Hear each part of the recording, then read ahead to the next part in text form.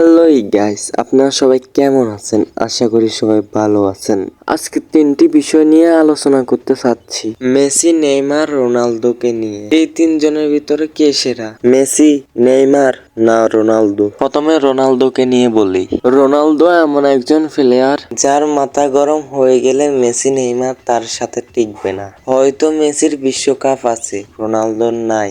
এখনো মেসির মতো হাজার প্লেয়ার আছে, কিন্তু রোনালদোর মতো পাই নাই। একটা কথা মানতেই হবে, রোনালদোর মতো আর প্লেয়ার আসবে না। 2 নম্বরে আসি মেসিকে নিয়ে। মেসির একটা বিশ্বকাপ আছে, 8টা ব্যালন ডি'র আছে, 2টা কোপা কাপ আছে।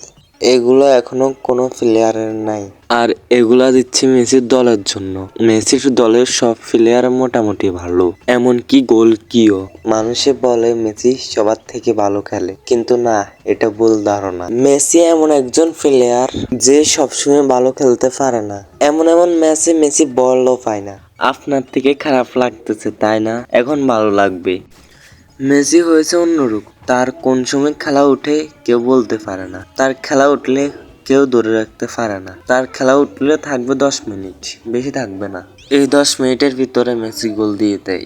এভাবে মেসি বিশ্বসেরা হয়ে গেছে। তারপরে বলি নেইমারকে নিয়ে। নেইমার এমন একজন প্লেয়ার, তার বিশ্বকাপ নাই, কোপা কাপ নাই, ব্যালন ডি'র নাই। কিছু না থাকাতে সে বিশ্বসেরা। এমন রেকর্ড এখনো কেউ করতে পারে নাই, আর আশা করি কেউ পারবেও না।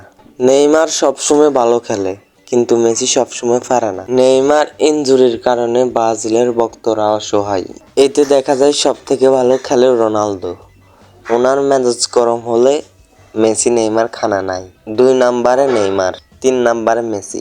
তো সবাই ভালো থাকবেন, চ্যানেলটি সাবস্ক্রাইব করে দেবেন। এই ভিডিওতে কাউকে ছোট করা হয়নি। একটা কথা মাথায় রাখবেন, বিশ্বকাপ ব্যালন ডি'র দিয়ে বিশ্বসেরা হওয়া যায় না।